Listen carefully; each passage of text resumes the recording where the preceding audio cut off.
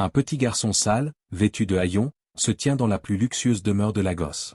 Ses mains tremblent tandis qu'il caresse le bébé qui pleure. 14 médecins renommés n'ont rien trouvé. Le père, milliardaire, le regarde, les larmes aux yeux. Le garçon ferme les yeux et renifle l'air comme un chien.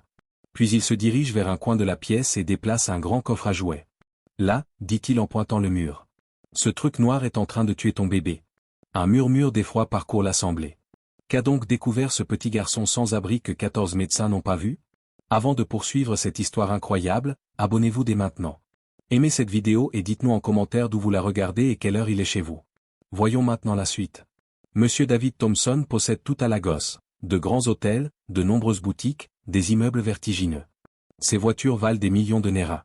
Sa maison à Aoigreki est un véritable palais, avec des grilles dorées et une piscine plus grande que la plupart des maisons. Mais toute sa fortune ne peut rien pour lui. Son petit garçon, Michael, est en train de mourir. Le petit Michael pleure jour et nuit. Il ne mange pas. Il ne dort pas. Son petit corps brûle de fièvre. Chaque jour, il s'affaiblit. Chaque jour, les cœurs se brisent un peu plus. Grace, la femme de David, ne cesse de pleurer. Elle serre Michael contre elle, le berçant doucement. « Mon bébé, je t'en prie, guéris », murmure-t-elle. Mais Michael pleure sans cesse. David emmène Michael à l'hôpital Saint-Maries, le plus grand et le plus cher de Victoria Island. Les médecins portent des blouses blanches. Ils utilisent de grosses machines qui émettent des bips et des clignotements. Ils piquent Michael avec des aiguilles. Ils lui font des prises de sang. Ils vérifient tout. Nous trouverons ce qui ne va pas, promet le médecin-chef.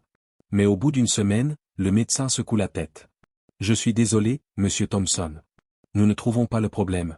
Essayez un autre hôpital. David ne se décourage pas. Il emmène Michael dans un autre hôpital. Les médecins essaient différents médicaments. Rien ne fonctionne. L'état de Michael s'aggrave. 3e hôpital. 4e hôpital. 5e hôpital. David les compte. 6, 7, 8 hôpitaux. Certains médecins viennent d'Amérique. D'autres d'Angleterre. D'autres encore d'Afrique du Sud. Tous sont très chers. Tous sont très compétents. Mais aucun ne peut sauver le petit Michael.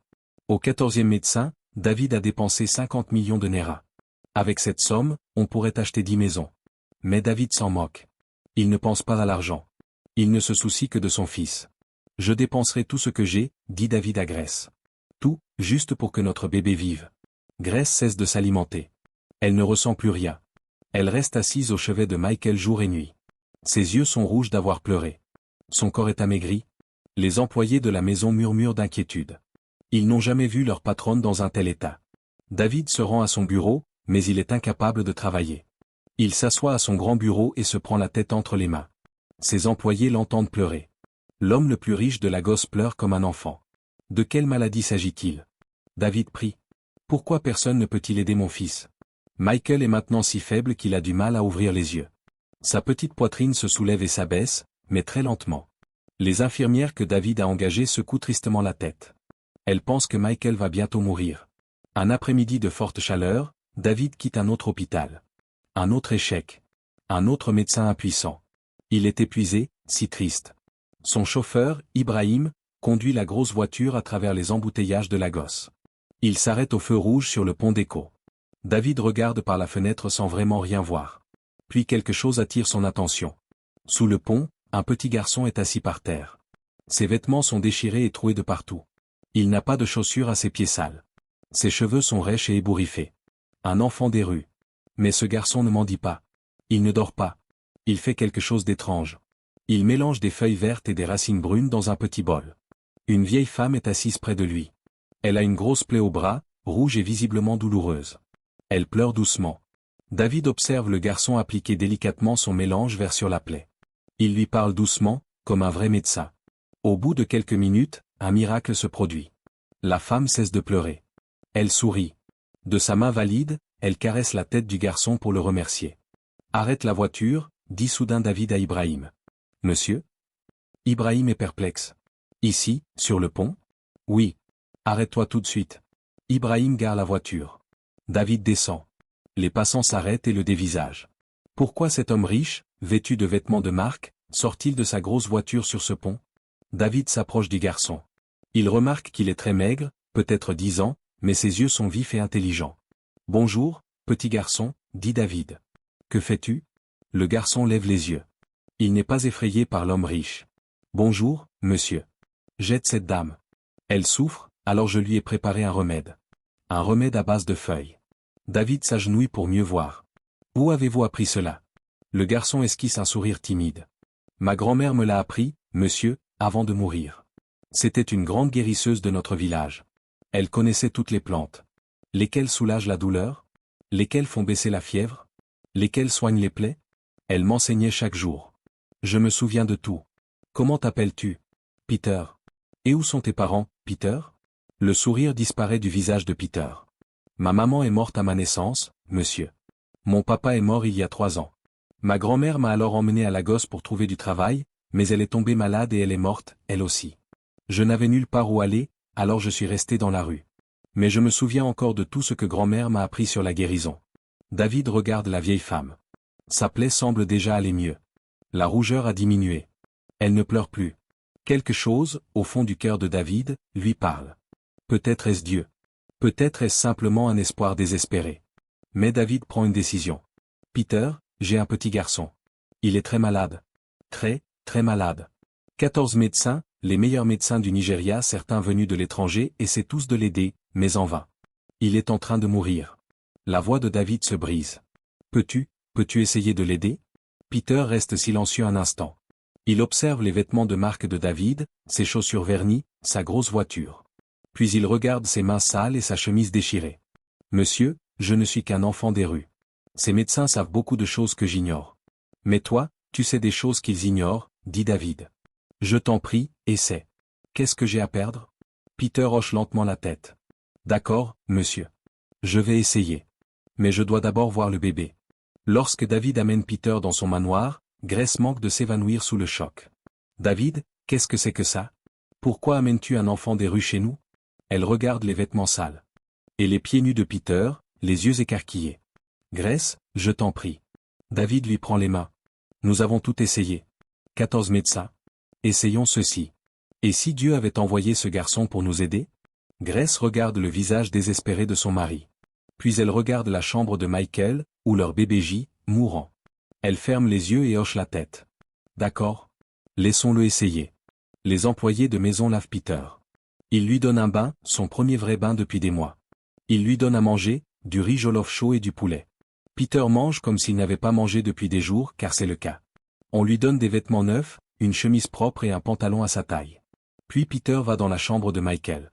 La chambre est magnifique. Un grand lit, des jouets coûteux partout, une moquette douce, la climatisation réglée à une température agréable, tout ce qu'un bébé pourrait désirer. Peter s'approche lentement du lit de Michael. Le bébé est allongé là, si petit, si faible. Sa respiration est douce et lente. Sa peau est pâle. Peter touche doucement le front de Michael. Il vérifie sa langue. Il sent son haleine, une habitude que sa grand-mère lui a apprise. Il appuie doucement sur le ventre de Michael pour le palper. Grace et David observent nerveusement. Les employés de la maison jettent des coups d'œil par la porte. Puis Peter fait quelque chose d'inattendu. Il se met à 4 pattes et commence à renifler l'air comme un chien. Il renifle près du lit. Il renifle près de la fenêtre. Il renifle dans tous les coins de la pièce. Qu'est-ce qu'il fait? Chuchote Grace. Peter se dirige vers le coin où se trouve le grand coffre à jouets. Il renifle. Son nez se plisse. Il repousse le lourd coffre à jouets contre le mur. Puis il s'arrête. Voilà. Peter montre le mur derrière le coffre à jouets. Tout le monde accourt pour regarder. Sur le mur, caché derrière l'emplacement du coffre à jouets, des taches noires recouvrent la peinture. De la moisissure noire. Elle s'étend comme des doigts sombres sur la peinture blanche. Ça sent mauvais, comme de vieux vêtements mouillés oubliés dans un coin. C'est le poison, dit Peter. Cette chose immonde produit un poison qui se répand dans l'air. Le bébé le respire jour et nuit. Il pénètre dans son corps. C'est pour ça qu'il est malade. C'est pour ça qu'il ne guérit pas. Grace porte la main à sa bouche. Oh mon Dieu! Le coffre à jouets était là avant même la naissance de Michael. On ne l'a jamais déplacé. David n'en revient pas. Tous ces médecins, tous ces examens, toutes ces machines et personne n'a vérifié les murs. Ils ont examiné le bébé, monsieur, dit Peter doucement. Mais ils n'ont pas vérifié où il vit. David est bouleversé. Il se souvient maintenant. Il y a 3 mois, il y a eu une petite fuite dans le mur. Un plombier est venu la réparer, mais personne n'a vérifié si de la moisissure s'était développée derrière les meubles ensuite. Personne n'y a pensé. Il faut déplacer le bébé maintenant, dit Peter d'un ton urgent. Loin de ce poison. Grace prend rapidement Michael dans ses bras. Elle l'emmène dans une autre chambre, de l'autre côté de la maison, loin des moisissures. Peter s'enfuit dans le jardin. Il se déplace rapidement parmi les plantes. Il cueille des feuilles de Nîmes. Il cueille des feuilles amères. Il ramasse de l'écorce de dogaro. Il cueille d'autres plantes dont David ignore le nom. De retour dans la cuisine, Peter fait bouillir de l'eau. Il y met toutes les feuilles et l'écorce. L'eau devient vert foncé. Une forte odeur emplit la cuisine, ni douce ni désagréable, comme celle d'un médicament. Peter laisse l'eau tiédir. Puis il prend une cuillère et donne quelques gouttes au petit Michael, juste 3 ou 4 gouttes sur sa langue. Michael fait la grimace. Ce n'est pas bon, mais il avale. Peter écrase aussi quelques feuilles pour en faire une pâte. Il frotte cette pâte sur la poitrine et le dos de Michael, juste au-dessus du cœur et des poumons. À quoi ça sert? Demande Grace, observant attentivement. Le poison de la moisissure est maintenant dans le corps du bébé, madame, explique Peter. Dans sa poitrine, dans son sang. Ce médicament aidera à éliminer le poison. Il aidera son corps à se défendre et à redevenir fort. Combien de temps cela prendra-t-il? Demande David. Peut-être 3 jours, monsieur. Peut-être 4. Nous devons lui donner le médicament 3 fois par jour, matin, midi et soir. Pouvez-vous rester ici? Demande Grace. Restez avec nous jusqu'à ce que Michael aille mieux? Peter acquiesce. Oui, madame. Je resterai. Pendant 3 jours, Peter séjourne au manoir. C'est comme un rêve pour lui. Il a un lit confortable. Il prend 3 repas par jour. Il a des vêtements propres. Mais il n'oublie pas pourquoi il est là. Chaque matin à 7 heures, Peter donne la tisane à Michael. Chaque après-midi à 14 heures, il la lui redonne. Chaque soir à 20 heures, il la lui redonne une dernière fois. Il change la pâte sur la poitrine de Michael 2 fois par jour. Il veille à ce que l'air soit toujours frais dans la pièce. Le premier jour, rien ne se passe. Michael reste immobile et faible. Grace commence à perdre espoir. Son visage s'assombrit. Mais Peter dit, « Je vous en prie, patientez, madame. Le remède agit de l'intérieur, là où vous ne pouvez pas le voir. Comme des graines qui germent sous terre avant de percer la surface. Vous ne pouvez pas les voir, mais elles agissent. » Le deuxième jour, un petit changement se produit. Michael ouvre les yeux. Pas à peine. Il les ouvre en grand. Il regarde autour de lui. Il voit le visage de sa mère. Il voit son père. Il voit Peter. Grace a un hoquet de surprise. David accourt. Il voit son fils le regarder clairement pour la première fois depuis si longtemps. David se met à pleurer. Des larmes de joie, cette fois. Mais Peter dit, « C'est bien, mais il faut continuer. Encore 2 jours. » Le 3e jour, le miracle se produit. C'est le matin. Peter vient donner son médicament à Michael. Mais avant qu'il ne puisse le faire, il entend quelque chose qu'il n'a pas entendu dans cette maison depuis son arrivée. Michael ne pleure plus. Les terribles pleurs qui ne s'arrêtaient jamais se sont arrêtés. Peter se précipite vers le lit de Michael. Grace et David accourent aussi. Michael est allongé là, les regardant. Et puis il sourit. Un vrai sourire de bébé. Son petit visage s'illumine comme le soleil qui perce les nuages. « Michael !» crie Grace de joie. Elle le prend délicatement dans ses bras. Michael se sent différent. Son corps n'est plus brûlant. La fièvre est tombée. Sa peau a retrouvé des couleurs, un rose sain, et non plus un blanc pâle. Et puis Michael rit. Un magnifique rire de bébé. Hi. Ses petites mains se tendent vers le visage de sa mère. Grace serre Michael dans ses bras et pleure et rit en même temps. David tombe à genoux sur le sol. Il lève les mains vers le ciel. Merci, mon Dieu. Merci. Merci. David pleure tellement qu'il a du mal à parler. Tous les employés de la maison entendent le bruit. Ils accourent. Quand ils voient le petit Michael réveillé et riant, ils se mettent à danser et à chanter. La cuisinière danse. Le jardinier danse. Le gardien à l'entrée danse. Tout le monde est en fête. Michael tend la main vers un jouet. Il l'attrape. Ses petites mains fonctionnent enfin correctement. Il met le jouet dans sa bouche et gazouille. Il veut manger, dit Grace. Elle va chercher le biberon de Michael. Michael boit le lait. Gloup. Gloup. Gloup. Il boit tout. Il n'a pas mangé correctement depuis des mois. Et maintenant, il boit comme un bébé en bonne santé. David s'approche de Peter. Le petit garçon se tient tranquillement dans un coin, observant les célébrations. Peter sourit lui aussi. David s'agenouille devant Peter. Ce puissant milliardaire s'agenouille devant un enfant des rues. Peter? La voix de David tremble d'émotion. Tu as sauvé mon fils. Tu as fait ce que 14 médecins, malgré tous leurs diplômes et leurs machines, n'ont pas réussi à faire. Tu as accompli l'impossible. Les larmes coulent sur le visage de David. Comment pourrais-je jamais te remercier? Comment pourrais-je te rendre l'appareil? Peter regarde David. Puis il contemple la magnifique maison. Puis il regarde le petit Michael, maintenant en pleine santé et heureux dans les bras de sa mère. Je suis simplement heureux que le bébé aille bien, monsieur, dit Peter d'une voix douce. Cela me suffit. Mais David secoue la tête. Non. Ce n'est pas suffisant. Dis-moi ce que tu veux. De l'argent? Je te donnerai de l'argent. Une maison? Je t'achèterai une maison, une voiture, n'importe quoi. Dis-le-moi. Peter réfléchit longuement. Son jeune visage devient grave. Puis il dit quelque chose qui surprend tout le monde dans la pièce. Monsieur, je veux aller à l'école. À l'école? Répète David, surpris. Oui, monsieur. Je veux apprendre à lire et à écrire correctement. Je veux étudier. Je veux devenir un vrai médecin. Pas seulement avec des feuilles et des racines, mais avec tout. Je veux aider beaucoup de gens, monsieur. Pas seulement une ou deux personnes dans la rue, mais des centaines, des milliers. Un silence profond s'installe dans la pièce. Tous les regards sont tournés vers Peter. Ce garçon qui n'a rien, qui dort sous les ponts, qui a faim, qui pourrait demander de l'argent, de la nourriture, une vie confortable, et qui ne demande que l'instruction pour aider les autres. Le cœur de David se serre d'émotion. Il se lève et prend Peter dans ses bras. Tu iras dans la meilleure école de Lagos, promet David. Non, la meilleure école du Nigeria. Tu vivras ici, avec nous. Tu seras comme un fils pour moi, Peter. Un fils. Et quand tu auras terminé tes études, je t'enverrai dans la meilleure université du monde pour devenir médecin. Je te le promets. Grace arrive avec Michael dans les bras. Oui. Tu as sauvé notre fils. Maintenant, nous allons sauver ton avenir. Tu fais partie de notre famille. Peter n'en croit pas ses oreilles. Il y a à peine 4 jours, il dormait sous le pont d'Écho, le ventre vide, sans avenir. Maintenant, il a une famille. Maintenant, il a de l'espoir. Maintenant, il a un avenir. Les larmes coulent sur le visage de Peter. Il essaie de parler, mais les mots lui manquent. Alors il hoche la tête, pleure et sourit en même temps. David va encore plus loin.